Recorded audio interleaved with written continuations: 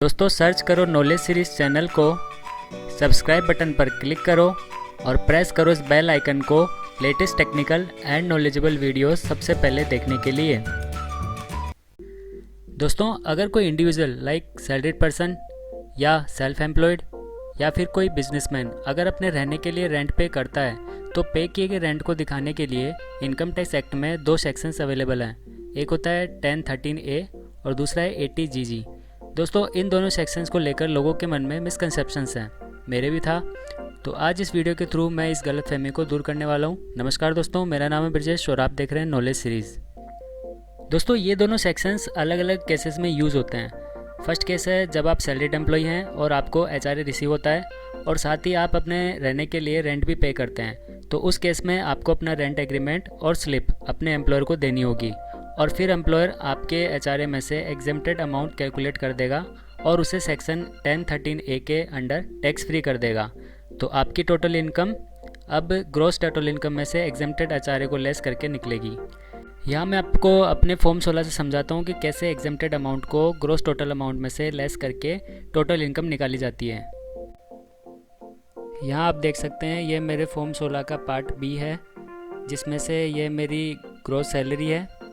इसमें से मेरे एम्प्लॉयर ने अंडर सेक्शन 1013A में टोटल रिसीव्ड HRA में से 24,000 रुपये टैक्स फ्री किए हैं, क्योंकि मैंने एम्प्लॉयर को रेंट एग्रीमेंट की कॉपी दी थी। तो अब मेरी सैलरी टोटल इनकम निकलेगी ग्रॉस में से 24,000 को लेस करके।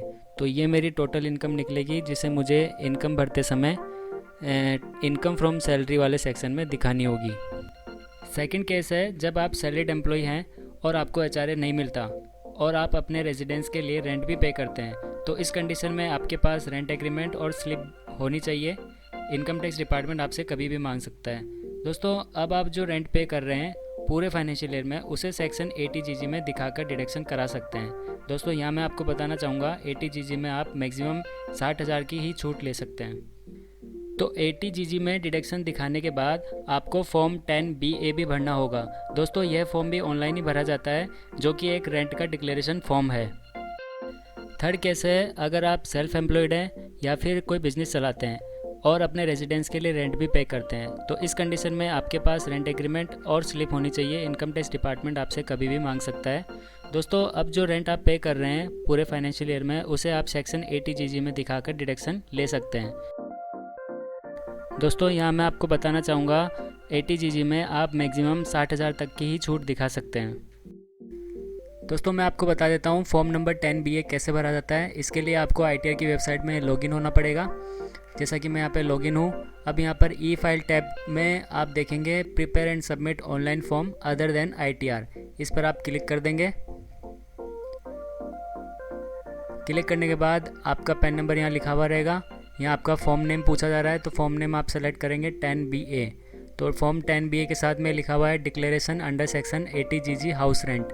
जैसा कि मैंने कहा कि एक डिक्लेरेशन फॉर्म है जो आप रेंट पे कर रहे हैं उसके लिए, तो इसे आप सेलेक्ट करेंगे। फिर यहाँ पर आप असेसमेंट ईयर सेलेक्ट करेंगे। जैसा कि 2017-18 की बात कर रहे हैं तो इसको सेलेक्ट कर लेंगे। अब आप इस कंटिन्यू बटन पर क्लिक करेंगे। इसके बाद यहाँ आप देखेंगे इंस्ट्रक्शंस हैं, पहला टैब, और सेकंड टैब है फॉर्म 10BA। इसे आप ओपन करेंगे। ओपन करने के बाद यहाँ पर कुछ जनरल इन्फॉर्मेशन आपसे पूछी जाएंगी। जैसा कि ये सेलेक्ट करेंगे I या V करके, I सेलेक्ट कर लेंगे। यहाँ आपका नाम लिख देंगे। यहाँ आप ईयर, जिस ईयर के बारे में बात कर रहे हैं उसको आप डालेंगे। यहाँ एड्रेस डाल देंगे। यहाँ पर आप पीरियड डालेंगे, कितने महीने आप रहे और कितना अमाउंट आपने पे कर दिया। इसमें आप अपने लैंडलॉर्ड का नाम डालेंगे, उसका पूरा एड्रेस डालेंगे जिससे कम्युनिकेशन किया जा सके, और यहाँ पर फाइनली लोकेशन डाल देंगे। ये सभी फील्ड कंप्लीट करने के बाद आप प्रीव्यू एंड सबमिट पर क्लिक कर देंगे, और उसके बाद सबमिट करने के बाद वही सेम प्रोसीजर ई-वेरीफाई करने का आप ई-वेरीफाई कर देंगे अपने आधार OTP से। तो दोस्तों ये था 10BA को कैसे भरा जाए।